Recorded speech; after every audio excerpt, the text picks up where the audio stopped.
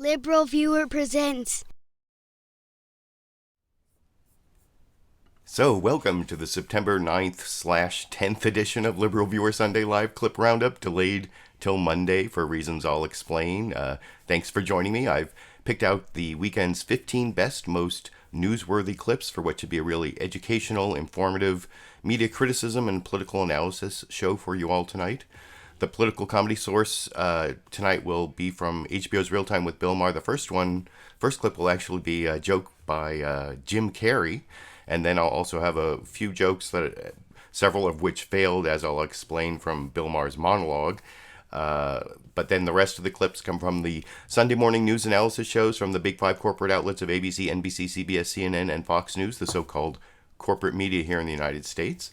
The topic I'm covering is Trump Traitors, which is sort of a combination of the anonymous, or if you're our president, anonymous New York Times editorial that talked about the Trump administration being in the midst of a nervous breakdown, and that's what the new book on Trump from Bob Woodward says. The book Fear that's coming out tomorrow will show up behind me because I have it arriving tomorrow. And I don't know, I have several books behind me I haven't read, so we'll see when I get to the Bob Woodward Fear book. But like the New York Times editorial, both saying that Trump is basically unhinged, like Omarosa's previous book was titled, and that administration officials are like blocking his actions to save America or to protect our democracy. And anyway, that's the big topic. I'm not really going to talk about Brett Kavanaugh too much, although at the end when I show the bonus Dash and Sandy clip and talk about why my show was delayed, for those who are interested in those sort of more detailed discussions about what's going on with me and my channel. I'll say that for the end. But I will talk about a possible Supreme Court related video I'm thinking of making, including a John Oliver clip that I just saw from last night, which is kind of a bonus because I don't normally do the show on Monday when I can have watched John Oliver's show on HBO, where he talked about a remedy for the Supreme Court problem that I will actually think I have an easier remedy that I'll talk about at the end of the show, like I said. But before I get to that, I have a whole bunch of 15 clips to show you on this whole Trump Traitors topic. And the first clip I'm going to show you is actually one of my favorite jokes from HBO's Real Time with Bill Maher. It's a Jim Carrey joke.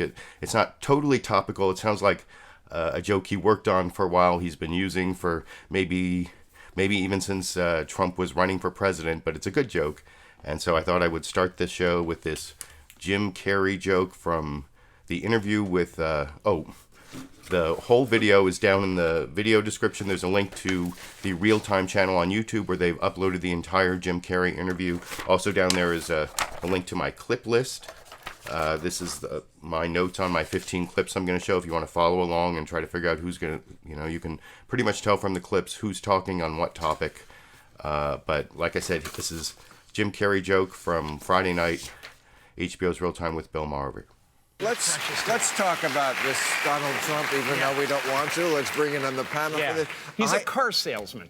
He's a used car salesman. Absolutely. And he's, he didn't make America great again, but he did turn back the odometer. So who knows what the hell is wrong with us? So I like that joke. I mean, it sounds like that was the kind of crafted joke that stand-up comedians tell. I guess Jim Carrey used to be a stand-up comedian. They talked about that. And then he also was the executive producer of this this show about stand-up comedians on Showtime that I've been watching. And I haven't had a chance to watch his new show from last night on Showtime, where he actually appears in the show rather than executive producing. But anyway, I thought that was a good joke, a well-crafted, although not like up to the minute about the news, which is much harder to do what Bill Maher does. And I think you'll see there are like 3 failed jokes in this 2.5 minutes. I start off with Bill Maher talking about traitors and the Trump administration, making a joke about that, which I kind of like. But then he also concentrates on Trump being orange for a really long time, which I think that's sort of a cheap joke given all the things, if you're really going to be a satirical comic talking about our times, you should find more serious things to talk about. And then 3 failed jokes that I'll talk about after we watch the 2-minute, 48-second excerpt from Bill Maher's monologue. And as you'll see, it's available free on YouTube on the real-time channel, the whole monologue, if you want to watch the whole thing. This is the 2 minutes, 48 seconds I wanted to show you and talk about with you over here. Trump is so pissed off. What, a turncoat right in his presence? A traitor? Who would betray the Russians like that? He's pissed off. He says the New York Times must turn over and not turn him over. What fucking country does he think he lives in where we turn people over for national security purposes? Until we catch this guy, he says, the threat level is going to orange.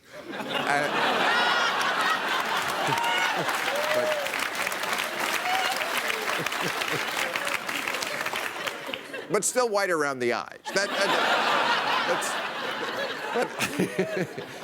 It's a warning sign when the president looks like a warning sign.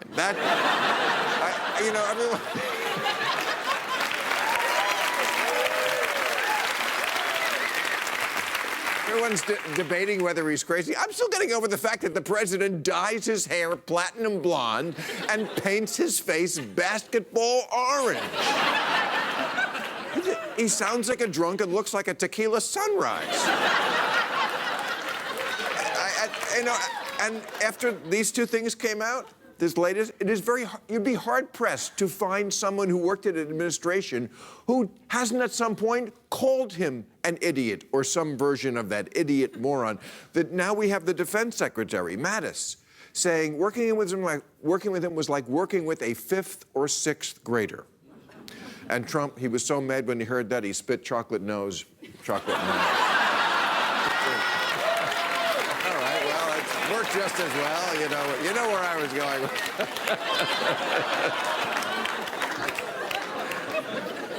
Let's do it again. Oh, no, we're live. But the paranoia level in that White House, because, as soon as the anonymous came out, then Trump, of course, Detective Trump, 27 high-level people have now denied it. Mike Pence denied it, Mike Pompeo, Coates, Mattis, they all said it wasn't me. Lincoln had his team of rivals. Trump has his team of Shaggy. It wasn't me. Nobody remembers that. All right. But they're even talking now about how everyone in the White House is going to have to take a lie detector test. A lie detector test for the Trump administration?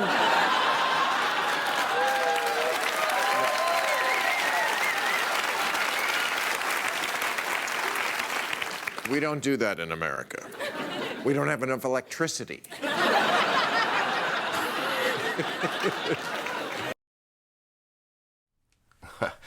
So, like I said, there were like a few failed jokes in a row for various reasons, I thought, and that Bill Maher set there. Well, I also talked about how I think he concentrated on Trump being orange as like the easy out when there's so much many more important things to criticize Trump about. But well, first, of course, he ruined that joke about how, Jim Mattis said that Trump was like a 6th grader, which made Trump spit chocolate milk out of his nose, but he said like spit chocolate nose. Well, that's just live TV or whatever. I think I saw in the live comments some people were drinking because I messed up a word at the very beginning of the show. So there you go.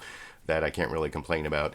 And then he made the second joke that kind of failed because he made the Shaggy reference, and not many people got that.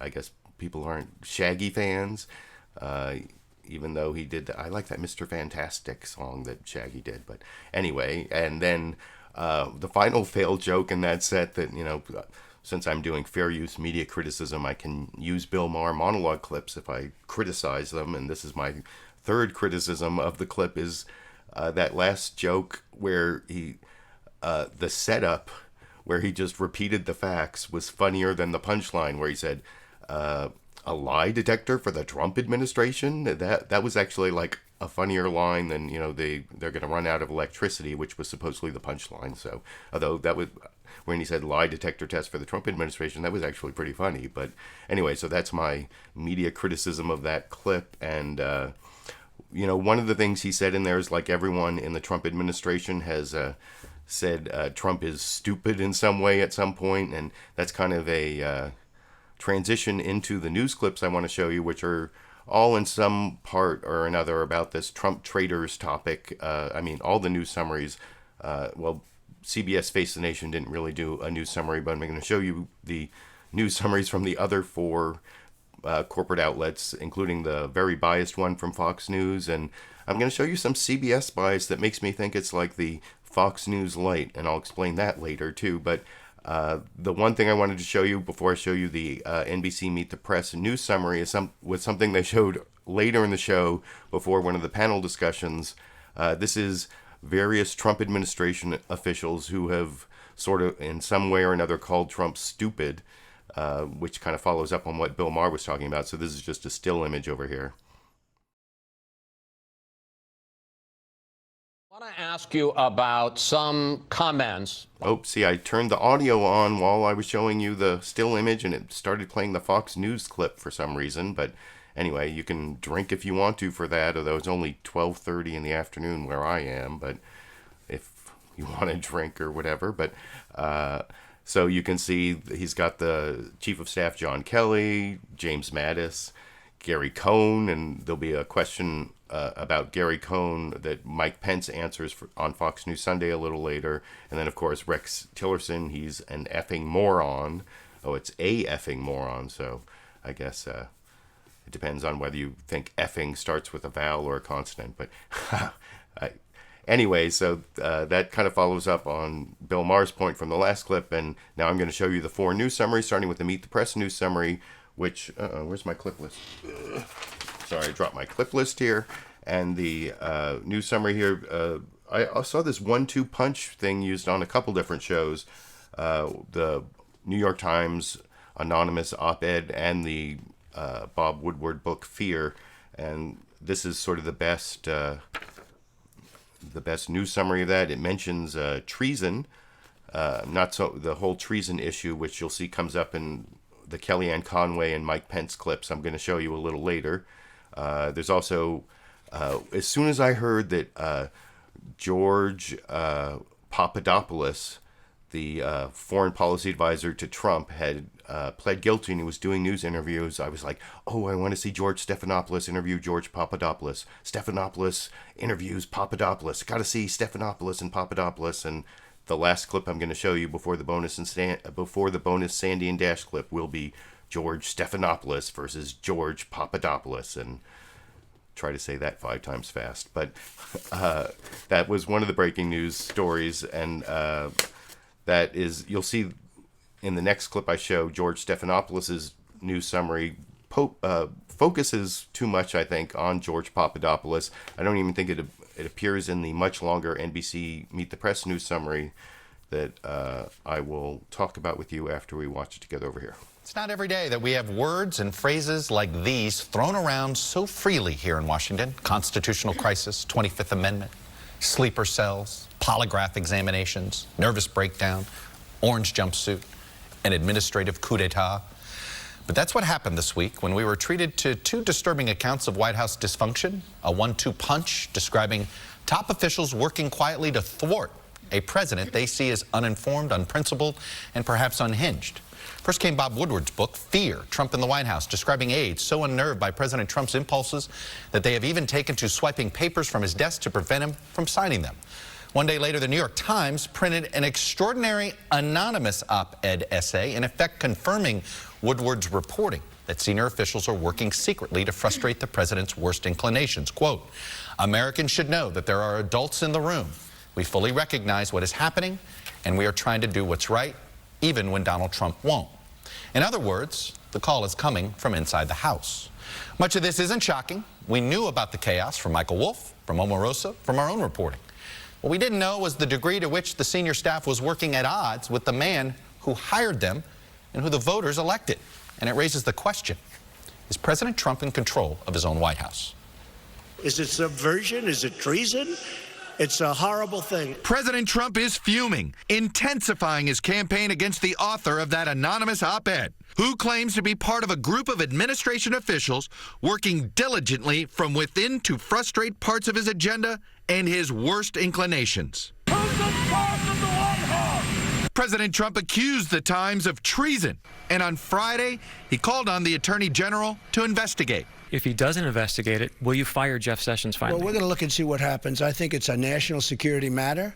They should look at it. They should look at it very strongly, and we should find out who it is, because why should we live with somebody in the White House who is really subversive? As a parade of officials, dozens at the top of Mr. Trump's government rushed out public denials promising it's not them.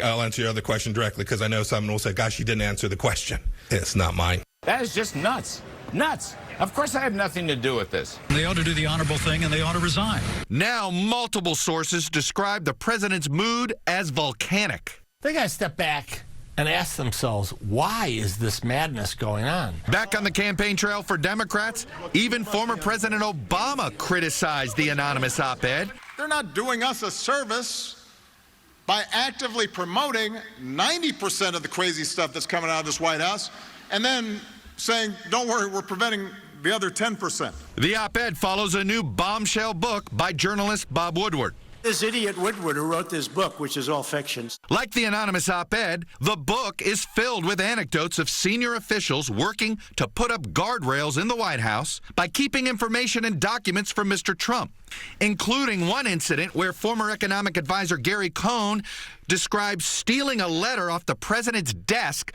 to prevent him from withdrawing from a trade agreement with South Korea. I would fire a person so fast if he ever touches my desk. Snatched from my desk. This Woodward book is a total fraud. These people, libel laws. And inside the White House, the president is only becoming more isolated, even from some of his senior staff. I think all of us have witnessed the fact that, that people who work around the president do work constantly to keep things in the middle of the road. And joining me now is... And now you've seen the news summary of many of the scary things from this week. One thing that was pretty scary, and Trump's done this, calling the press the enemy of the people and stuff, but where he does that thing where his reaction to Bob Woodward's book is to, point to the side and say, libel laws. That was one of the scariest, or the clips that had the most scare factor but least commentary from the week, because not many people commented on that because there were so many other things where Trump told his Justice Department to investigate the anonymous New York Times editorial person, and you'll see that come up in a few clips as to what's the crime they're investigating. And of course, when he told his Attorney General, why didn't you go easy on the Republicans right before the election? And but so all that stuff was scary, some of which you saw covered in the NBC clip. But the libel law is one where he points to the side. You'll notice I use that for my thumbnail. Where did I get my thumbnail? It was from that NBC News clip where Donald Trump is saying libel laws. Then anyway, I pretty much already introduced this ABC This Week with George Stephanopoulos clip. Covers a lot of the same territory in a much shorter period of time. I think gives you a good analysis of what's in the Fear book so far, as I know, based on other news coverage. I don't get my copy till tomorrow, but like I said, even though this is half the length of the ABC News of the NBC News clip, George Stephanopoulos spends a lot of time talking about George Papadopoulos, just because they have this exclusive interview. Although I think Jake Tapper also showed clips of an interview with George Papadopoulos that I guess is gonna. They were preview clips that are going to air tonight or I guess would have aired last night, because now I'm a day behind. But anyway, here's the ABC News summary, which is good, shorter, but concentrates too much on George Papadopoulos from George Stephanopoulos on ABC's This Week yesterday morning over here. Welcome to This Week. We have said this before, and I'm sure we're going to say it again. It was a week that felt like a turning point. Some called it a constitutional crisis, others a democratic crisis. According to Bob Woodward, John Kelly thinks the White House he's running is crazy town. Woodward's book, plus that anonymous essay in the New York Times, reinforced reporting we've seen for months. But they also took it to a new and disturbing level, describing in shocking detail an administration where top advisors question the president's competence and character and take extraordinary steps, in their view, to protect the country from its president. It's something we haven't seen since the darkest days of Watergate, and we're going to debate it all with our roundtable this morning. But in another echo of Watergate, we begin with the latest development in the Mueller investigation, the sentencing of George Papadopoulos, the foreign policy advisor on the Trump campaign, who became the first member of Team Trump to cooperate with the special counsel. What he was doing on the Trump campaign, a mystery from the start. No one had heard of him when he first appeared on Trump's official list of foreign policy advisors. But there he was, right across the table from Trump at the National Security Team's first meeting. And now we know that what a suspected Russian agent told him about hacked emails from Hillary Clinton set off the FBI's probe into Russian interference in our election. Papadopoulos will spend only 2 weeks in prison for lying to the FBI when they first questioned him about his Russian contacts. How his testimony fits into the broader probe, whether it helped build a case that some in the Trump campaign were actually conspiring with Russians, still a mystery. But we do have the chance to question him this morning in his first interview since the sentencing. George Papadopoulos, welcome to This Week. Thank you for hosting me. Do you have to drink when George Stephanopoulos is, what did he say, sentencing? No, sentencing, before he said sentencing. I don't know. But so you saw right at the end there, I played it all the way to where he pointed out he had the first interview with George Papadopoulos. And I don't know, is it racist of me to think that maybe Papadopoulos gave the first interview to Stephanopoulos because of something they have in common? You can let me know what you think down in the comments section. But I think there may be some reason that Stephanopoulos got the first Papadopoulos interview. It's just anyway. I've probably made too much of that. I should probably move on at this point. But I do think that because this always happens in the news summaries when they have like some exclusive access, they like pay too much attention to it in their news summaries, and ABC did that there. The CNN news summary is only about a minute long. Jake Tapper, I don't know why he said that the state of our union this week is drama, if that's really the best word to use for, you heard ABC say constitutional crisis, seems a little bit better to me, but I mean, that's sort of in the CNN summary here, which actually talks about the New York Times op-ed, the Kavanaugh hearings, which I will also discuss, like I said, how I might cover that at the end of the video. When I talk about this edited, produced video I may make about the Supreme Court. And even though I'm not really going to cover the Kavanaugh hearings because I was extra busy this week, even though I did watch them, and there are a few clips that I might put in this edited, produced video. And then Jake Tapper actually adds in the good Obama economy, the good Trump economy after talking about President Obama returning to politics, which is also a big topic in the Fox News summary I'm going to show after this, which is about the same length. This is a little over a minute. That'll be a little under a minute. Here's Jake Tapper starting CNN State of the Union yesterday morning over here. Hello, I'm Jake Tapper in Washington, where the state of our union is full of drama. Drama in the White House, the president raging over that rogue, anonymous senior administration official. Drama on Capitol Hill, Democrats swinging for the fences in a desperate bid to knock off Trump's second Supreme Court nominee. And drama on the campaign trail with President Obama's high-octane, unprecedented 2018 debut. Fewer than 60 days out from the most consequential midterm elections in recent memory, the evidence of dysfunction and chaos inside the White House has never been more convincing, laid out in exhaustive detail in a new book by Bob Woodward, a meticulous and highly respected reporter, and in that anonymous op-ed describing the president as ignorant and unhinged. But the evidence that President Trump and his party are delivering on some of their promises is just as clear. We saw that Friday in yet another strong jobs report with rising wages and low unemployment as the president's second nominee for the Supreme Court, despite the Democrats' best efforts, appears headed for confirmation. Joining us now is counselor to the president, Kellyanne Conway. And I'm going to show some Kellyanne Conway clips, as I promised. And I think I already explained what I thought about that news summary before I showed it. So I just want to move on quickly to the last news summary from Fox News Sunday, a little under a minute long. What I like about this is they put like the best spin on the New York Times editorial and the Bob Woodward book that you, as usual, it's like Trump TV. That's what I hear they call it on MSNBC, All In with Chris Hayes especially. They like to call Fox News Trump TV, and this is sort of the Trump spin. It's I've seen these clips a couple times. You know, I mentioned that I watched them at least 3 times by the time I comment afterwards. Once when I watch the show, once when I capture the clip, and then once when I watch it with you. But in the first 2 times, I noticed that Fox News here, if you think about it, what they're really saying here is, well, for those of you who thought Trump was paranoid, this week's news shows people really are out to get him, so he wasn't paranoid after all. That's basically the Fox News spin on the New York Times editorial and the Bob Woodward book.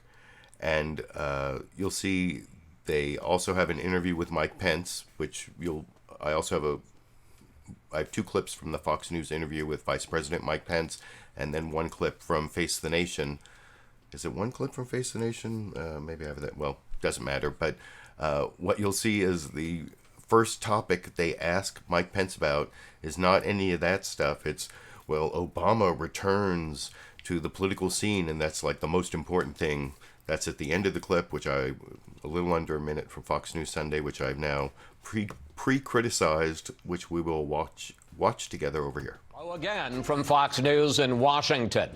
Any concerns President Trump has had about leaks and disloyalty inside his administration were confirmed this week by that anonymous column in the New York Times and Bob Woodward's new book. Top officials openly admit they work against presidential directives they consider dangerous. And add to that, Barack Obama back in the political spotlight, hammering President Trump in the run-up to the midterm elections. On Saturday, Vice President Mike Pence invited us to his residence on Embassy Row in Washington to push back against stories of an administration in disarray. Mr. Vice President, welcome back to Fox News Sunday. Thank you, Chris.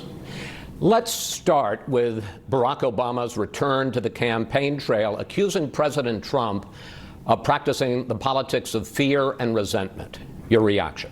Well, so that was the most important thing to ask Mike Pence about, as I talked about before I showed the clip, and that's another clip that I pre-criticized, so now I will move on to the next clip. Like I said, there were only news summaries from 4 of the big 5 corporate outlets. CBS's Face the Nation, Margaret Brennan, they didn't have a news summary, but I'm going to show you the very beginning of the show where they basically go straight into the interview with Mike Pence. And you'll see Margaret Brennan says in her introduction that this is the start of their interview, asking about the New York Times op-ed. And they ask a question, the first question, it seems to be the first question, but then at the end of the interview, which I edited together at the beginning of the interview and the end, they tell you, oh, after we did this interview, Mike Pence at some point said, turn the cameras back on. I've got to clarify one of the things I said, or maybe CBS Face the Nation needed the clarification. I don't know, because you'll see when Margaret Brennan talks about it, she says, one of the things about live television is you need to clarify, and so we had to they almost blame themselves here. And then they show a clip that I guess is from earlier in the interview than where it actually starts at the beginning of this clip, where Mike Pence said none of his staff was the leaker, the anonymous New York Times editorial writer, and then he comes back and clarifies, and in the first answer he says, I don't know if it's I don't know if it's one of my staff or if it's one of the staff, and he comes back and clarifies that he meant any of the executive staff, but he knows it's not his staff, even though he then admits, well, I haven't asked them, I just know them, so it's not them. And There are a couple things about this clip. Well, I mean, the way this clip is edited, it's really in favor of the Vice President, Mike Pence. Earlier when I started the broadcast, I promised that I would explain why I'm more and more thinking that CBS's Face the Nation is like Fox News Light, and I've shown several times over the past several months how Face the Nation's news summary is eerily similar to the one you get from Fox News. And you'll see here that by not including the question at the end as the first question, and then later showing the clarification, it really benefits Vice President Mike Pence, because it doesn't leave you with the misimpression for the whole interview that then he clarifies at the end. You don't see the misimpression till the clarification, if there even is a misimpression. And you also see Face the Nation apologizing for like their mistake, which I'm not sure it is. And anyway, I'll have a few more comments about it, but this is, like I said, the beginning and the end of the Mike Pence interview from Face the Nation that I'm kind of dubious about, which I will talk about with you after we watch this 3-minute, 20-second clip together over here. And welcome to Face the Nation. At the end of an explosive week in the Trump administration, we spoke with Vice President Mike Pence at his home on the grounds of the Naval Observatory here in Washington. We began by asking him about the New York Times op-ed and the more than 24 high-ranking Trump administration officials who have denied writing it.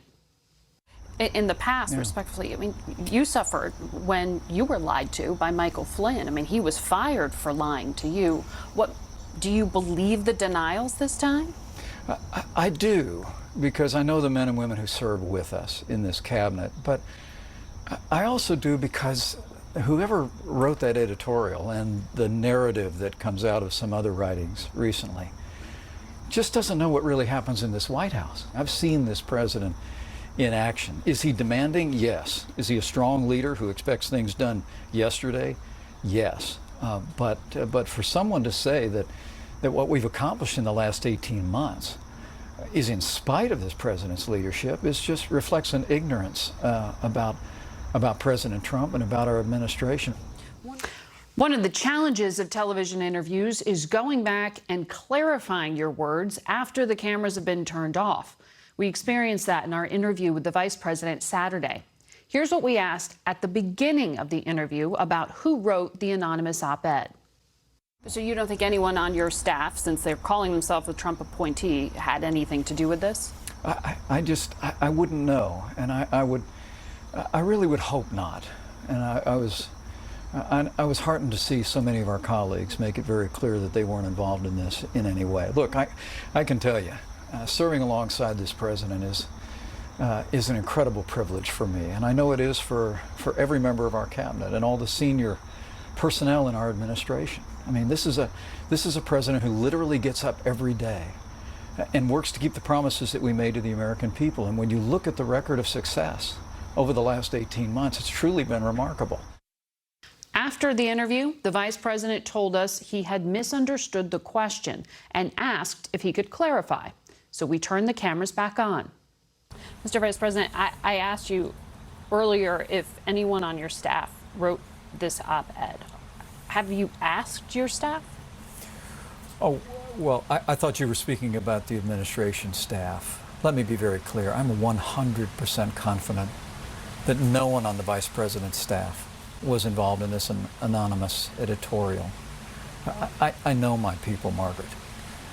They get up every day and are dedicated just as much as I am to advancing the president's agenda and supporting everything that President Trump is doing for the people of this country. And you asked them? Well, honestly, I don't have to ask them because I know them. I know their character. I know their dedication. And I am absolutely confident that no one on the Vice President's staff had anything to do with this. But that being said, whoever this was, they should do the honorable thing and resign. So, like, I pretty much explained what I thought was bogus about the way that was edited before I showed the clip in terms of giving the benefit to Vice President Mike Pence, because they didn't show the question that supposedly started the interview until the end, right before they allowed him to clarify it as to whether it was his staff or not. Although the one thing I forgot to mention before I showed the clip is even that second clip, you know, that first at the beginning, if you go back and watch that whole 3-minute 20-second clip I just showed you, first Margaret Brennan says this is the start of the interview, and it's not. She's sort of in the middle of a follow-up question when they start the interview with Mike Pence, and then in the second part of the clip, after the edit, you'll see that then Margaret Brennan says this next part, this is really the beginning of the interview, but she starts with the word so, and I know I'm kind of famous for having started many of my videos, or almost all of my videos, with the word so, but the way she starts that second clip with the word so makes it sound like that's also not the start of the interview, which is, I don't know, what was the start of the interview? Not like they have to show everything that they recorded, but why do they keep claiming that they're showing the start of the interview when they don't? So I just wanted to point that out.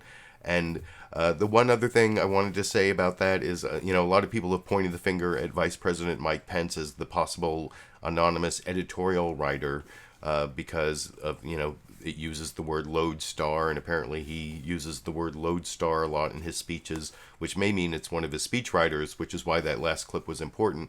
But if you actually read the anonymous New York Times editorial, they describe the anonymous person as a high-ranking administration official who, you know, the reason that they are allowed to remain anonymous is because they fear that they could be fired if their identity was known. And Mike Pence is basically the one person who Trump can't fire because he's a constitutional officer and he's vice president, can't be fired by the president. I suppose technically Trump could like decide not to pick him as his vice president, although that's the final vote on that is up to the Republican National Convention, and that's, you know, Joe Lieberman was talking about that last week when he said that John McCain decided not to pick him as vice president because he didn't think he would have the votes to get him through the convention. So anyway, that is enough talking about that last clip. And then the next clip I want to show is also the interview with Mike Pence,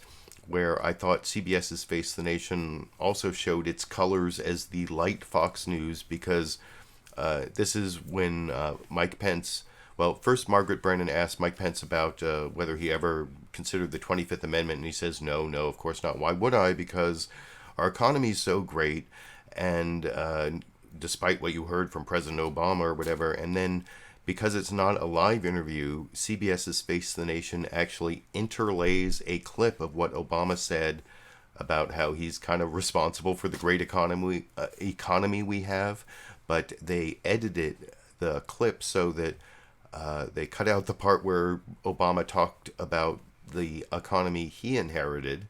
And, you know, for those of you who can't remember, like 8 years ago, it's almost like the 8-year anniversary. No, not the 10-year anniversary of the crash. It was it was just the 10-year anniversary of the big crash where the economy almost went off a cliff, and then Obama came in and he saved us. And the reason he had the worst recovery from any recession is because he had the worst recession ever since the Great Depression, and some people even call it the Great Recession, and so you're going to have the slowest recovery from a recession if you have the worst recession, and especially since it involved housing and banking, which are like, well, I don't want to go into all those details, but anyway, what CBS's Face the Nation did wrong here is that they didn't show Obama talking about the economy he inherited, and Margaret Brennan lets Mike Pence get away with saying, oh, you know, Obama says that he created this upswing, or he didn't get an economy on the upswing, and it's pretty bogus, and I will talk about it just a little more, even though I've probably talked about it enough after we watch this 1-minute 14-second interview from Margaret Brennan doing, I guess, Fox News Light on CBS's Face the Nation over here. Claims made in the op-ed is that there'd been discussion of invoking the 25th Amendment to even remove the president from office. Have you ever been part of a conversation about that? No, never. And why would we be, Margaret? I mean, the truth of the matter is, over the last 8 years, despite what we heard from President Obama on Friday. And by the time I left office, household income was near its all-time high, and the uninsured rate had hit an all-time low, and wages were rising, and poverty rates were falling. I mention all this just so when you hear how great the economy is doing right now, let's just remember when this recovery started. I mean, this country was struggling. I mean, it was the weakest economic recovery since the Great Depression, because having inherited a recession, President Obama's answer was to raise taxes, to double the national debt, to increase regulation, to pass Obamacare into law, to stifle He says American the economic energy. upswing began on his watch. Well, I know he said that, but I don't think too many Americans noticed it. You said that there are other writings that you also think. Not too many Americans noticed that the upswing began on Obama's watch. That's the part that I'm kind of incredulous that Margaret Brennan just let go and started moving to the next topic. And like I said, it was bolstered by the Obama clip that the clip of the Obama speech that they interlaid into that interview, because of course it's not a live interview, and they put that in afterwards. Not necessarily Margaret Brennan, but the producers of CBS's Face the Nation. And they talked about, by the time, he had obviously, and if you watch his speech, he just talked about the economy he inherited, and they cut that whole part out, which basically refuted what Mike Pence said. So I find that unacceptable as journalism and biased in favor of the Trump administration, and that is why I am claiming that CBS's Face the Nation is the Fox News light of the week, or actually for several weeks I've seen that, and I don't quite understand it, and I don't know, maybe I have a bias against CBS because over the last couple of years I've gotten some copyright claims for taking Trump clips when big Trump interviews and the Trump Republican debate. Was it one of the Trump Republican debates, or was it Trump versus Hillary? Anyway, CBS actually not only put copyright claims on me, but they assigned an actual lawyer to email me back and forth arguing, citing cases as to why what I was doing was fair use or not. And ever since those clashes with CBS, I'm always very, very meticulous about making sure all the CBS clips I take are very, very strictly fair use. Not that they weren't fair use before, but I just double check CBS every time. So I don't know, maybe that's why I'm being extra critical of CBS, but I think they deserve it. You can let me know what you think down in the comment section. But having shown those CBS Face the Nation clips, I want to show you the actual Fox News clips. I showed two CBS Face the Nation Mike Pence interview clips. These are two Fox News Sunday interview clips with Vice President Mike Pence, and both of them in their own way have both positives and negatives from Fox News Sunday. The first one here is Chris Wallace on Fox News Sunday asking Mike Pence about something I promised you much earlier about how apparently Gary Cohn, the Trump economic advisor who resigned, stymied or stopped the Trump administration from getting out of the South Korea trade deal by stealing a letter off of Trump's desk.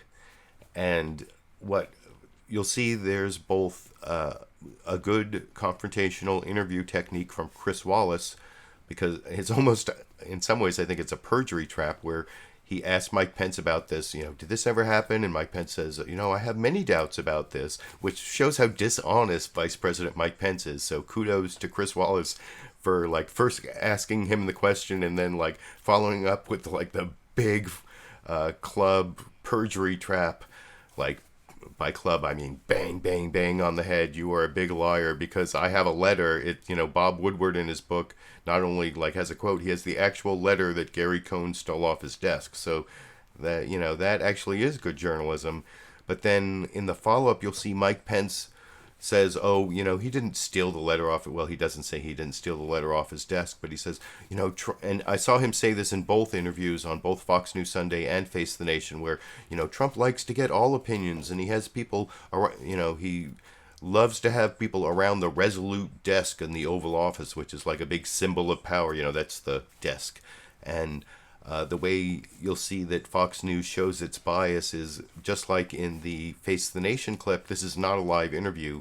So afterwards, the producers of Fox News Sunday decided to interlay a couple photos of Trump with all his advisors around him at the resolute desk, and then another picture of Trump listening to Mike Pompeo looking as thoughtful as Trump. It's very difficult to find a picture of Trump looking thoughtful, but Fox News Sunday did it, and I think that's biased, and I will discuss that with you after we watch this first Fox News Sunday clip interviewing Mike Pence. This is clip number 9 for those of you following along on my clip list at the link down in the video description over here. Gets to the theme of both the anonymous article and also of Bob Woodward's book, that some officials within this administration, within this White House, feel that they have to act, in effect, as guardrails to protect against some of the president's more impulsive actions. Case in point, first story in Woodward's book, September of 2017, Gary Cohn, the chief economic advisor, walks into the Oval Office and sees a letter on the president's desk that would blow up the South Korean free trade deal and jeopardize one of our most important alliances, and he takes it away so the president won't sign it. Do you have any doubt that happened? Well, I have every doubt that happened.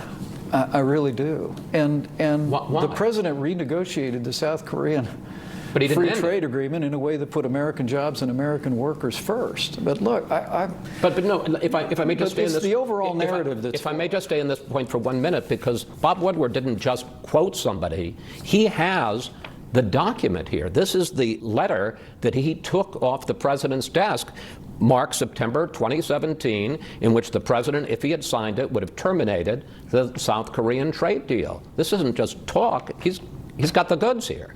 This is a president who puts people around the table, around the resolute desk in the Oval Office, that bring him all of the options, that put on the table everything that he could be doing. He invites a vigorous debate around the desk, and then he makes a decision. That's how it really does work. And I have to tell you, this entire narrative that I get from what I've read about the book that came out and the narrative in the opinion editorial is totally foreign to me. And when the president and I are both in town, sir. Chris, I spend about 4 hours a day with the president when we're both in Washington, D.C. every day. And what I see is a tough leader, a demanding leader, someone who gets all the options on the table, but he makes the decisions. And that's why we've made the progress. But here's what Anonymous sees. He writes. So I think you saw the mixture of good journalism and Fox News bias that I promised in that last clip. First, I really enjoyed the way that Chris Wallace, the interviewer, made Vice President Mike Pence look like a big liar. And this, I think, applies if you watch the other clips. I'm going to show, all the clips of Mike Pence. If you watch the full 2 interviews, he denies a lot of things. Any sort of wrongdoing by the Trump administration. Just the way he denied that Gary Cohn took that letter off Trump's desk. Oh, I highly doubt it. Didn't he look so earnest? Oh, of course, I highly doubt it. And then, Chris Wallace pulls out the letter and says, yeah, well, he doesn't just have a quote. He has the letter he stole off the desk. What do you say about that, Mike Pence? And then he lets him get away with this, this whole,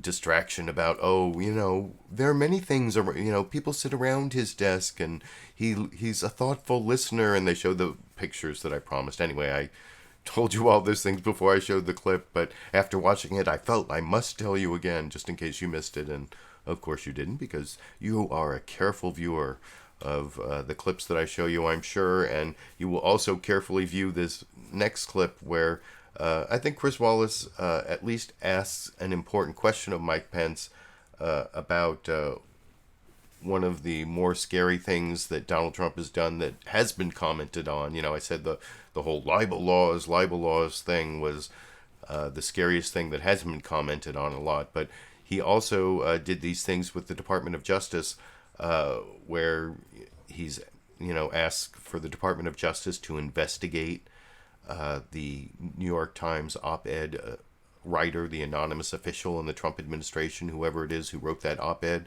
even though there's not really any crime. And I don't think that Chris Wallace does, at least he asked the question, but he doesn't really follow up as well as I'll show Chuck Todd does with Kellyanne Conway a few clips from now. But I'll show you at least Chris Wallace asking the question, which is the subject of several additional clips, which I will discuss with you after we watch that final Fox News Sunday clip of the program today over here. Let's look, though, at some of President Obama's specific charges. He talks about actions like the president calling on the Attorney General, Jeff Sessions, to investigate who wrote that anonymous article in the New York Times. It should not be a partisan issue to say that we do not pressure the Attorney General or the FBI to use the criminal justice system as a cudgel to punish our political opponents. What are the national security grounds to investigate that article? What law did the writer break? Well, we'll find out. If there was criminal activity involved, it certainly would be an appropriate... But what criminal activity could there be? There was no classified information. Well, we'll see. I think the president's concern is that this individual may have responsibilities in the area of national security.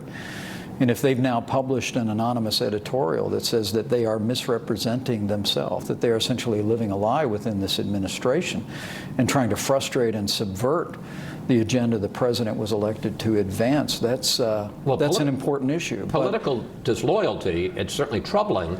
Well, it's not illegal. Well, but there's another part of it, though. Every senior official in any administration takes an oath to the Constitution. The Constitution of the United States vests all executive power in the President of the United States. To have an individual who took that oath literally say that they work every day to frustrate the president advancing the agenda he was elected to advance is undemocratic. It's not just deceitful, but it's really an assault on our democracy, and that person should do the honorable thing, step forward and resign. I want to get into the question as to whether they're trying to thwart the will of the president in a moment, but I want to look, because President... Now, first of all, saying that criticizing the president is a threat to our democracy, and I've seen that threat to our democracy, I saw that several times from Trump officials, both Mike Pence and I think Kellyanne Conway, or maybe, no, it was Donald Trump said threat to our democracy at one point, and that rankles me the most, of course, because if you're going to refer to the United States as a democracy, you also should put a little asterisk and say a democracy that gave the presidency to someone who didn't get the most votes, because normally in a democracy, the person who gets the most votes, it's a democratic republic, which means, and we have this weird electoral college system, and I think at least you can't say threat to democracy. Criticizing Trump is a threat to democracy without the electoral college asterisk. That's my first thing about that. And the second thing I have to say, I pretty much criticized or gave my criticism of that clip beforehand, and then I said something that wasn't true for those of you who are looking for mistakes. I'm actually really, really tired for this delayed LiberalViewer Sunday live clip roundup. I'm going to give you more details at the end, but since between Thursday afternoon when I left and Sunday afternoon when I came back, I spent 28 hours driving a little over 1,800 miles. So that's why, and you should be really glad that I showed up at all to do this show for you. I'm just joking, but I do appreciate the live viewers and the recorded viewers. Even so, I got a super chat contribution from Reed Charbonneau, I hope I'm pronouncing that correctly, who, I can't expect many Super Chat contributions when I show up more than 12 hours late for my show, but the mistake I made, for those of you who I'm trying to justify making a mistake by being so tired, and those of you who are playing some sort of drinking game based on my mistakes, well, I claimed that was the last Fox News Sunday clip. It was the last Fox News Sunday clip interviewing Vice President Mike Pence, but the next clip is another Fox News Sunday clip. It's actually one of the rare instances where Chris Wallace asks a softball question to a Democrat about that same topic you just saw Vice President Mike Pence talking about, where asking about, what's the crime that this anonymous New York Times editorial writer committed that justifies Donald Trump calling on the Justice Department to investigate who it is. And you'll see Chris Wallace even plays a clip of Trump saying that, although he also tweeted it. I don't know, is it worse to say it on Air Force One, or is it worse to tweet it? I don't know. But here is Chris Wallace allowing a Democratic Senator, Chris Coons, to answer the softball question, is there some crime that should be investigated? And of course, there's no crime. And I will talk about that a little, and I'll show you a clip later of Chuck Todd on NBC's Meet the Press pointing this same thing out to Kellyanne Conway, and she tries to distract and kind of uses her skills to hypnotize Chuck Todd into not even doing the right follow-up question, but that's a clip coming up in just a minute. This is the Chris Coons rare softball question on Fox News to a Democrat over here. Let's look, though, at some of President Obama's... Here it is. I want to ask you about some comments by the president this week, and I'm asking you as a member of the Senate Judiciary Committee on the question of the rule of law. The president, as I pointed out to the Vice President Pence, chastised Attorney General Sessions for the prosecution of two Republican congressmen so close to the midterm election, and then there also was this comment from the president about investigating who wrote the anonymous article. I would say Jeff should be investigating who the author of that piece was, because I really believe it's national security. Question, Senator, is there any legal basis on the question of national security for a criminal investigation of who wrote that op-ed in the New York Times? Not that I'm aware of. I think you asked the vice president exactly the right question. What's the basis in law for investigating who wrote this editorial? Look, the real issue here across all of these concerns is that we have a president who, in his tweets and in his statements and speeches, suggests that he thinks the Department of Justice should act more like the in-house lawyer department or legal department to the Trump organization rather than what they are. The independent agency charged with defending our Constitution. The independence of the Department of Justice and its prosecutorial decisions from presidential or political interference is one of the bedrocks of our democracy. And the ways in which President Trump continues to harass and to tweet against Attorney General Sessions, as you just cited, this last week, criticizing him for the investigation and the indictment of two close allies of the president, should be very troubling to all of us. And there have been comments from senators, both Republican and Democrat, that this is a very troubling, very inappropriate break with traditional norms by President Trump. But Senator, let's look at the larger picture of this question that we... Traditional norms. That's like another video that I might be making sometime in the near future. I'll talk about at the end of the video why I'm going to have possibly more time to make some edited, produced videos. And I've talked in the last few weeks about how everyone talks about how Trump is violating norms. And I've been thinking about making this edited, produced video about something like yelling Norm on Cheers was a social norm, because that's actually what a social norm is. It's not a law where there's any penalty for not obeying it. A norm is something where there's no penalty, but everyone just kind of agrees we're going to do it, and there may be some shaming involved if you don't do it. That's like the people yelling Norm. For those of you who remember the show Cheers from years ago, everyone yelled Norm when Norm came in at Cheers, into the bar at Cheers. Well, that was a social norm because there's no actual penalty for not yelling Norm, but everybody does it, and there may be some social shaming for not doing it, but that's like the extent of the penalty. So I've been thinking for a long time about actually taking a clip from the show Cheers where everyone yells Norm when Norm walks in, and explaining in the context of everyone saying Donald Trump violates all the norms, political norms, that's what a norm is. And I actually took this whole course when I was in law school called jurisprudence, about like what is a law and what causes people to obey laws, and what are rules. And it also covered norms, social norms, which are like a level below what laws are actually enforced by a penalty. And anyway, so as a lawyer, I have a really important perspective on what it is for people to yell Norm when Norm comes in at Cheers. Anyway, that's some other video I may make in the future for reasons I will explain at the end of this video, but I already explained why I thought that was a softball question from Chris Wallace to Chris Coons, of the senator from Delaware. And now I'm going to show 3 clips of Kellyanne Conway, 2 from NBC's Meet the Press, right? And then let me look at my clip list here. Yeah, 2 Kellyanne Conway clips from NBC's Meet the Press, and then 1 from CNN's State of the Union, all addressing these Trump traitor controversies.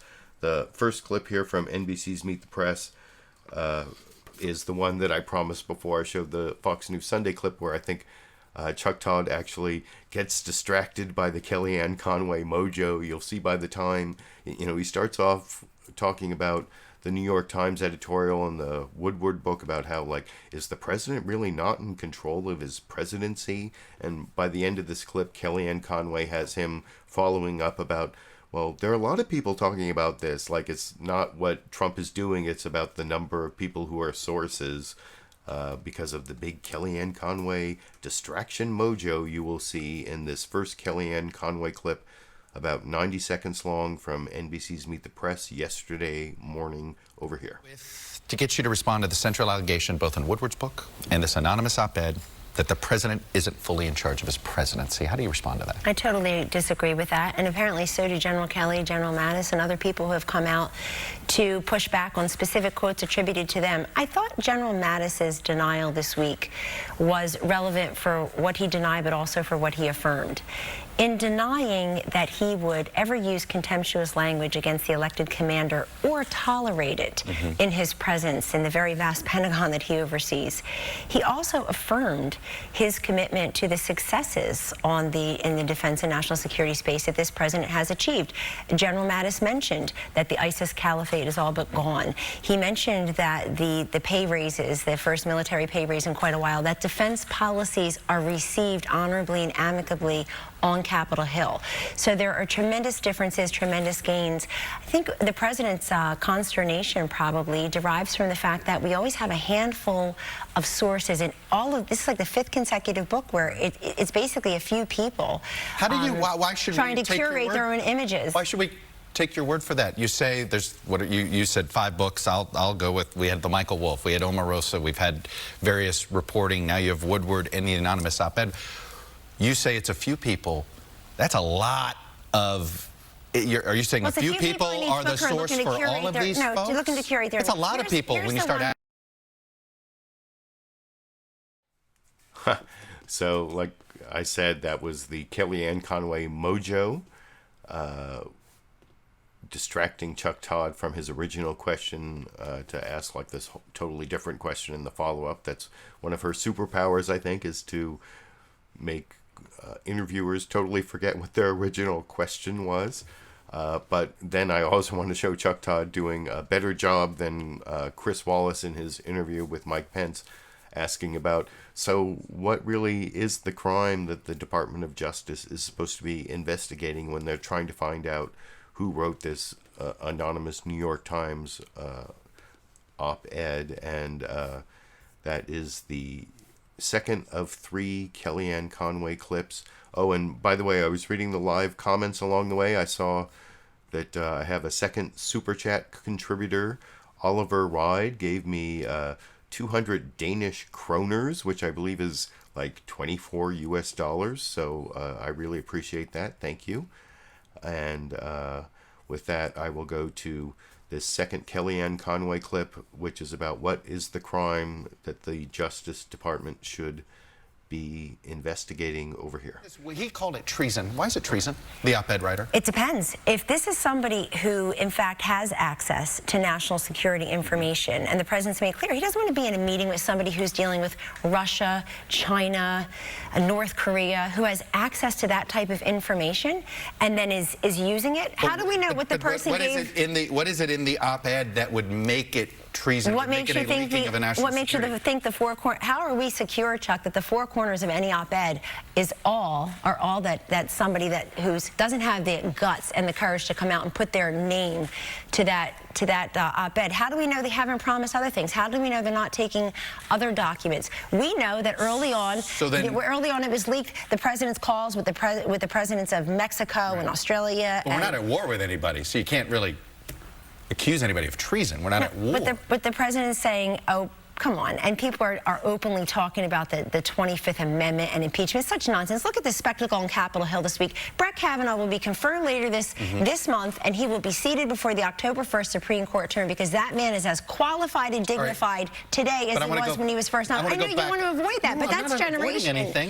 All this is noise, ultimately, in history. Brett Kavanaugh will be there for decades. The President of the United States wants the Attorney General to investigate. What law was broken here that the Attorney General needs to investigate? It depends. There could be and there could not be. And so you don't know that, and I don't know that. So he has ordered the Attorney General. Nobody's investigating an op-ed. Has he ordered the investigation of who wrote this op-ed? I won't talk about that. He has said publicly that he thinks that we should find out who this person is. I don't believe in giving this person so much elevation and oxygen. But you're not. So we all want to know who it is. So it's possible he's given an order to the Department of Justice to investigate this. He has said publicly what he feels. You can roll the tape. He said it several times. I understand that. Should it be taken? Should the Attorney General take it as an order? If the Attorney General, the Department of Justice, and FBI feels like they have oversight over a matter like this, then they will make that decision. It's an independent agency. Does the President believe they have What the President believes is that nobody wants to cover what America sees and feels because of his leadership. There's no denying there either are or are not 201,000 jobs created. Yes. Wages and labor and growth up. Yes, yes, yes. We were told there was going to be a global recession.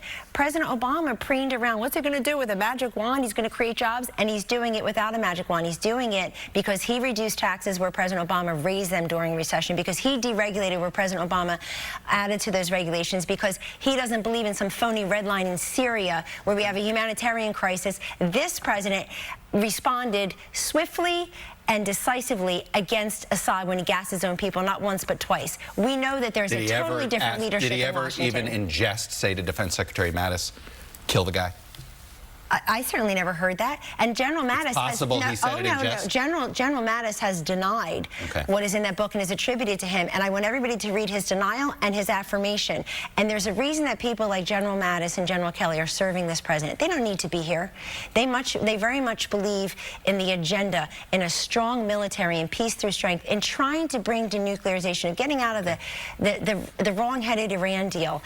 Benjamin Netanyahu, in his Rosh Hashanah message, is crediting this president for being a great partner. This president kept the promise of, kicked out a Nazi that other presidents refused to, and he moved the embassy to Jerusalem, keeping the promise of many presidents. Thanks for having me. That was, wow. You even had wrapping up a thank you. Kellyanne Conway, I will leave it there. Thank you for coming on to Charity Views. I appreciate it. I had to show the end of that clip where, like, Kellyanne Conway must, of course, be watching, like, the producer off screen say, like, wrap it up, out of time, or whatever it is the producers do. And so she, like, wraps up her own interview, which Chuck Todd obviously enjoyed, and she, like, changed the subject so many times. Like, Trump kicked out a Nazi and he moved the embassy to Jerusalem. And what was the original question?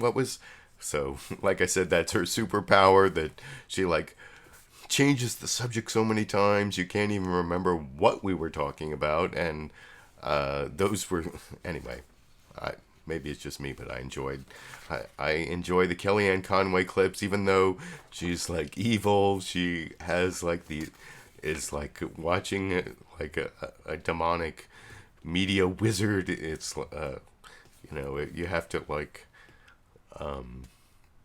enjoy the technical skill, even though you despise the aims and the master that she serves, or I suppose, whatever. Anyway, I have one more Kellyanne Conway clip. This is from CNN's State of the Union.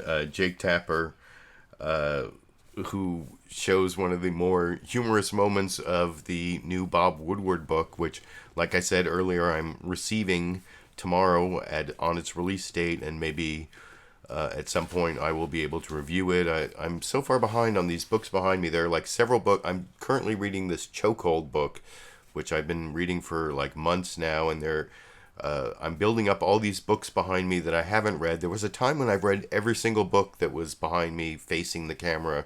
Now there are like 4 or 5 that I haven't read, and I haven't read this James Comey book here. Maybe I'll just get rid of that and not even read it. But anyway, I'm digressing again, and I have one more Kellyanne Conway clip. Like I said, this is appearing on CNN State of the Union with Jake Tapper, where he discusses one of the more humorous parts of the release of the new Bob Woodward book, which will be behind me next week, I promise.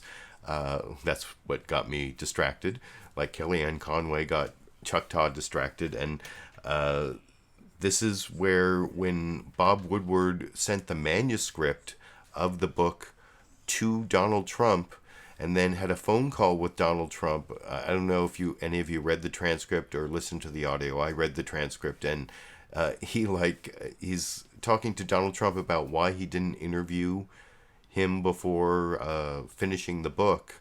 And he recorded it, I guess, in case anyone said, this is a terrible book. He said all these things about Trump and never even interviewed Trump for the book. Well, I guess he asked like 6, 7, 8 people for the interview. And if you listen to the whole or read the whole transcript, you'll see Trump like lies about, and there's this one thing where it's eerily similar to what he said to Omarosa in the tape she had when she called him after she was fired, and Trump says, oh, nobody ever told me about that. And Trump basically says to Bob Woodward, nobody ever told me that you wanted to interview me.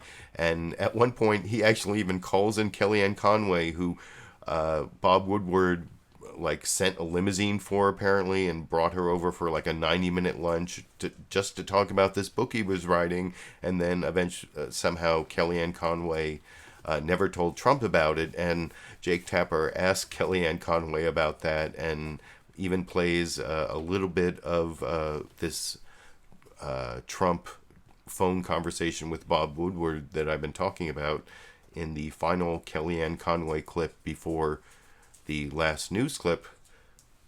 I don't know what's getting Sandy so restless. I don't know if you've been hearing Sandy restless over there, but Sandy is my one live viewer, but now I'm getting distracted. Here's Kellyanne Conway talking about how it is that Trump never found out Bob Woodward wanted to interview him, and somehow she twists it over into, well, how come Bob Woodward didn't confirm with the other members of Conversations what the people he interviewed said? And anyway, I'll talk about that after we watch it together over here. Relevant question. The president said this week that he wished he had been interviewed for Bob Woodward's book, which comes out this week. You and the president had a conversation with Woodward on the phone, which Woodward tape recorded after getting permission from the president. I want you to take a listen to a quick excerpt. Remember 2.5 months ago you came over and I laid out, I wanted to talk to the president, and you said you would get back to me? I do, and I put in the request. But, it was rejected. I can only take it so far. I guess I can bring it right to the president next time. Now, early in the call, President Trump was voicing concern that he had not been consulted about it. But I have to ask, you are the senior counselor to the president. There is no one between you and President Trump other than perhaps the chief of staff. Who did you put in the request that it was rejected? So I won't say that. I won't divulge internal conversations. I will just tell you that I also, in that tape either before or after that, the president said she has direct access to me. She could have brought it to me. And what I said to Mr. Woodward is, did you ask anybody else? And he said 7 or 8 people. And I said, I'm going to give the phone back to the president now, Bob. Please tell him the 7 or 8 people. I don't think he did that because Well, there are I probably think Raj sources Shah was one, for the Lindsey negative Graham stuff. was one, you but were I'm one. the above board person in the White House who, on my official email and through the official car service, went over to find out what the book was about and how I might be able to help. But you didn't want him to get, you didn't want to give Woodward access to President No, Trump. that's not true. I don't make those decisions exclusively or ultimately. And I just want to say one thing that the president later said. The president said 2 things about Woodward that you may not have time to play, but I want to tell your viewers was important. They can play the tape. One is, hey, Bob, it doesn't really matter what you write in the book because the economy's doing so well. We're doing great in terms of bringing peace, not war, around the globe. But if the president wanted to talk to Woodward, shouldn't he have gotten a chance to do so? And the president says that's the real story. That's the greatest story not told. But he could have told that to Woodward if he had participated. But the second thing, we don't think it would have made a difference. But and the president said that this week, that probably wouldn't have made a difference. But the president said that he wanted to talk to Woodward. And then he saw the book and realized. The second thing is he did say to Bob That's Woodward, chicken or the egg. I mean, how could he not? How could you not get in touch with me? Just call my secretary, call my assistant next time or call the switchboard. But that apart, I think what really concerns all of us in the White House is that there are first-person accounts by people who, as Sarah Sanders said this week, are disgruntled ex-employees giving their side of the story. I had a conversation with Ivanka Trump in my office on Friday, and she said, and allowed me to say publicly, she can't believe that there are 2-party conversations related in a book. She's the second party. Nobody's ever called her and said, is this true? So that's basic fact-checking. I think everybody should be concerned. It's not about Bob Woodward, respected journalist, and I like him personally. But if this is about fact-checking. But if the White House refuses to cooperate with a book, how is Woodward supposed to get the other side of the story if you guys won't cooperate? No. There are 2-party conversations where I'm involved, and I met with Bob, and he didn't say, "Did you say this? Did you say that?" You can't have You can't say Jake and Kellayanne. Jake said Kellayanne and Jake discussed this, and not ask Kellayanne. It doesn't have to be Bob Woodward who does the fact-checking. It has to be a fact-checker.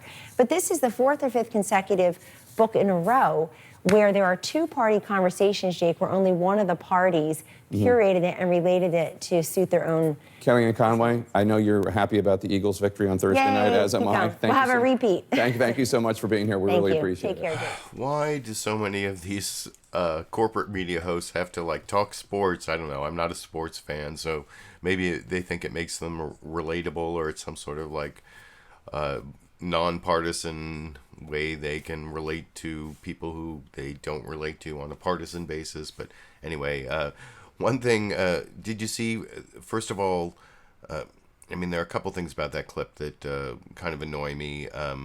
He let Kellayanne get away with saying that the whole thing about how Trump,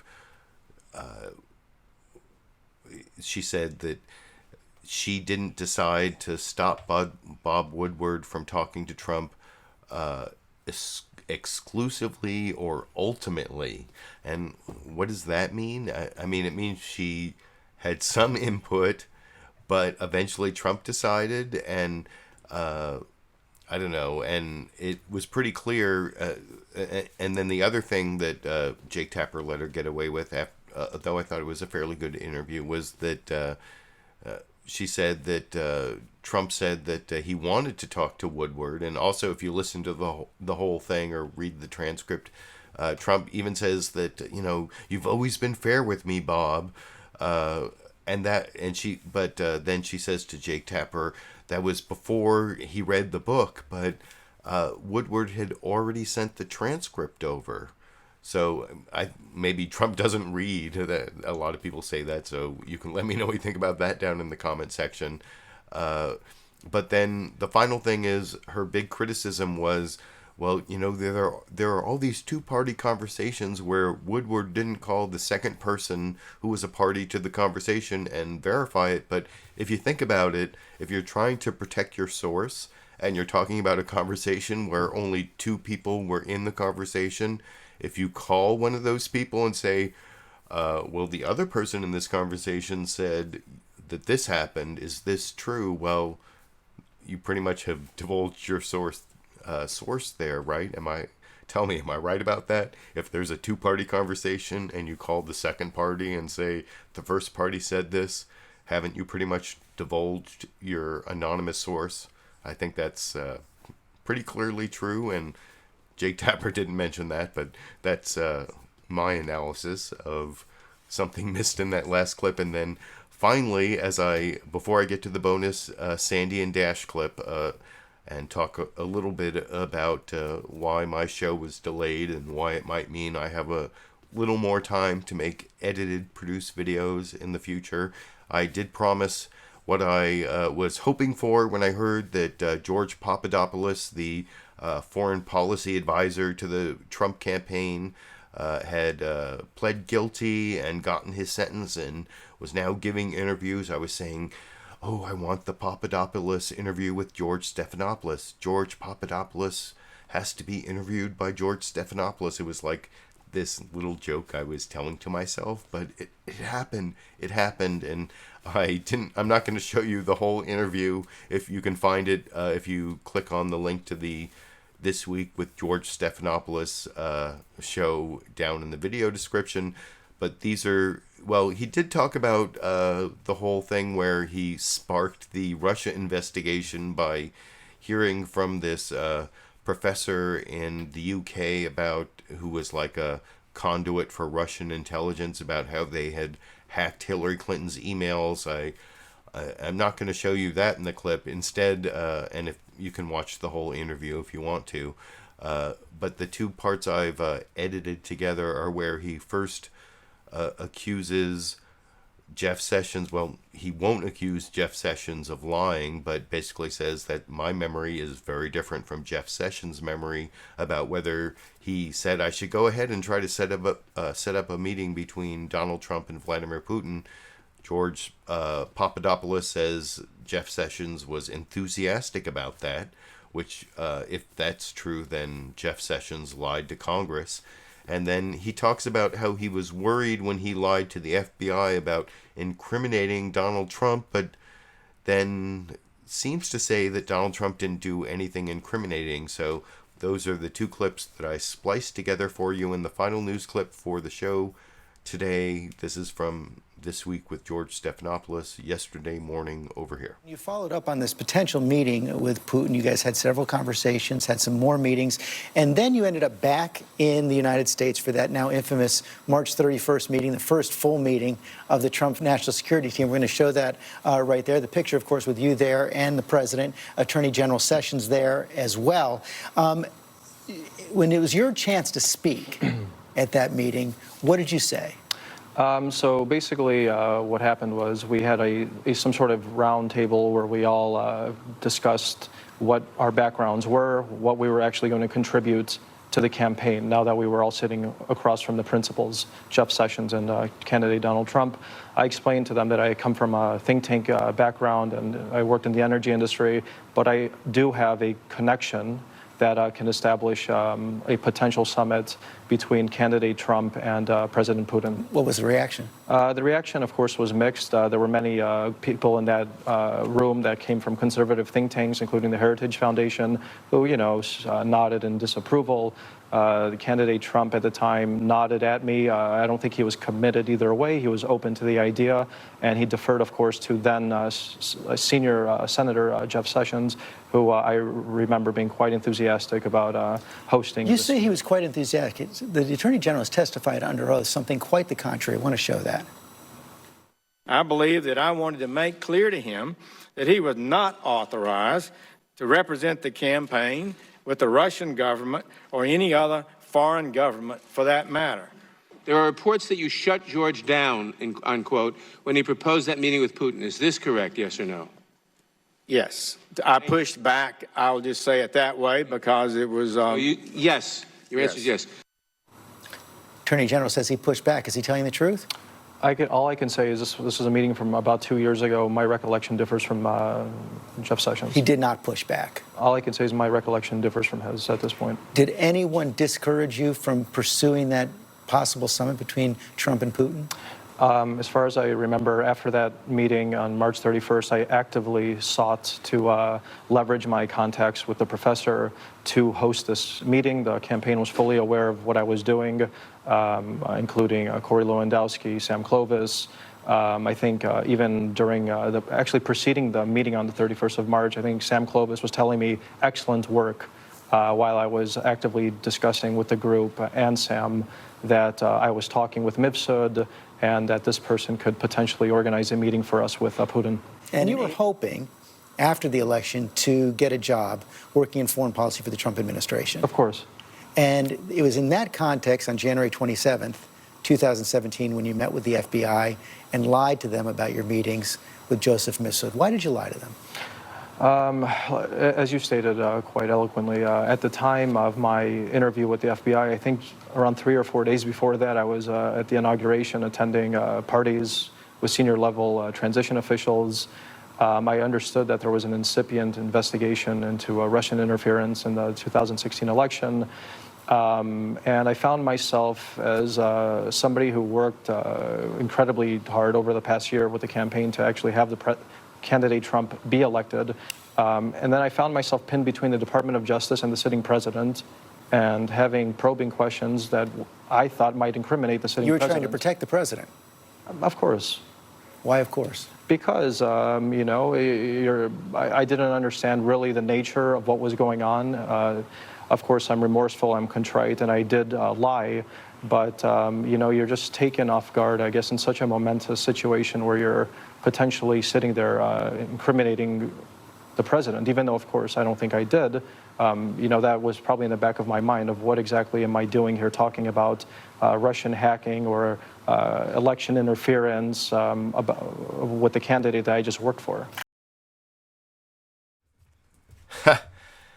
So, like I said before I showed the clip there, you can see George Papadopoulos saying both that Jeff Sessions may have lied to Congress, which is a crime, and that when he lied to the FBI, he was worried about incriminating the President of the United States, although he kind of mitigated that a little at the end, as I said. Excuse me. So that was the last news clip. I promised before I showed the bonus Dash and Sandy clip, I would explain why the show was delayed, and talk about how I may make some edited, produced videos in the future because of it. I mentioned earlier I've driven many, many hours. I think there was like 24 and a half hours where I drove 14 hours to come back from the Rocky Mountains, where if you watch the beginning of the video, you'll hear someone say, LiberalViewer presents. That's my daughter who, since she was like 5 or 6 years old, has been the person who introduces my videos, and I dropped her off in the Rocky Mountains for a gap year. That's how long I've been making videos on YouTube, and I had almost 1,000-mile drive back, and I came back Sunday afternoon, and that may be why I've made so many mistakes during this video, because I'm actually pretty tired, and since I didn't get home till Sunday afternoon, it took me till noon or 12:15 on Monday to actually start broadcasting the LiberalViewer Sunday live clip roundup, so I apologize for that. But you know, I've always described myself, among other things, as a stay-at-home dad, but I guess that's not true anymore, which gives me some extra time that I'm not going to totally devote to YouTube. I have various possible things I may devote it to, but I may have some extra time for YouTube, and so I mentioned that Norm video I may make in the next few weeks, and also I've been thinking about making a video about the Brett Kavanaugh hearings, the Supreme Court. I saw, since this show has been delayed to Monday, I was able to watch the John Oliver show last week tonight on Sunday night, and he was talking about how there should be a constitutional amendment to put term limits on Supreme Court justices, since they've been so politicized from the Brett Kavanaugh hearings, and I didn't get a chance to talk about the Brett Kavanaugh hearings, but a constitutional amendment is very difficult, and if you read your Constitution, if you give me $10, and by the way, I got some good Super Chat contributions along the way here. I don't have an easy way to give the Super Chat contributors constitutions, or I also have these hashtag LiberalViewer stickers I give out at the $5 level, constitutions at the $10 level, but I can do that if you give on Patreon as a patron at the link in the video description, or even on PayPal and give your shipping address at a link in the video description. If you give a Super Chat contribution like these people,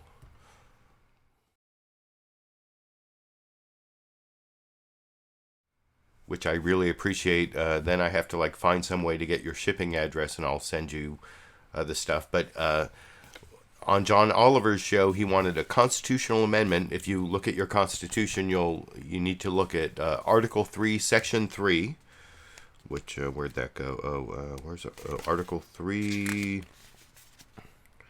Oh no, that's the treason part that I forgot to talk about earlier. This is actually Article 3, Section 1, where it says, the judges both of the Supreme and Inferior Court shall hold their offices during good behavior. That's life terms for Supreme Court justices. John Oliver says, well, we should amend the Constitution so that there are 18-year terms for Supreme Court justices. But I have this other idea. It's called the Merrick Garland Spinal Tap Act, which would change the Supreme Court, the number of justices on the Supreme Court from 9 to 11. I've been thinking of making an edited, produced video called Turn the Supreme Court Up to 11. And it would have a John Oliver clip where he's talking about amending the Constitution, which is really, really hard. But my solution, adding 2 Supreme Court justices in 2021, if there's a Democratic president, a Democratic Senate, and a Democratic House, where they could do it by bare majority if they get rid of the filibuster for this particular reason, just to make up for what happened with Merrick Garland and add 2 more justices. And so if I make this video, I will use the Spinal Tap clip where they turn it up to 11, and I'll use the John Oliver clip where he's asking to amend the Constitution, which is really, really hard. And what I'm talking about just takes an act of the House and the Senate with a signature by the president. Anyway, that's one other edited, produced video I could make for you. You can let me know what you think about that. Now I'm going to finish up the show with the Dash and Sandy clip when I finally came back from my big trip 1,000 miles away to the Rocky Mountains, where they both wanted, well, this is basically Dash stealing water from Sandy's bowl for the final clip before I sign off and get some rest over here.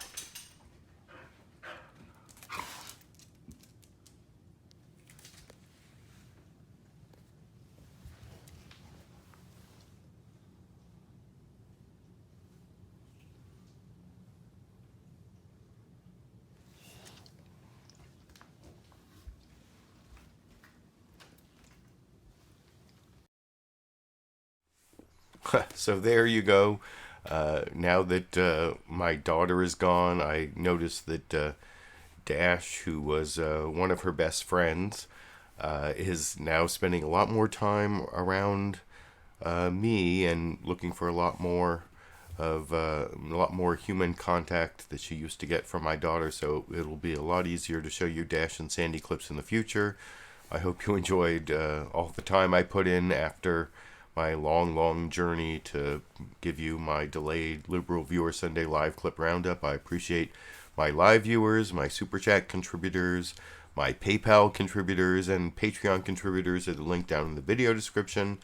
I may have more updates about the future of the Liberal Viewer channel and things I may do with the extra time I have in the future. And until next Sunday, or until the next edited, produced video I've talked about, I guess I will be seeing all of you around the internet.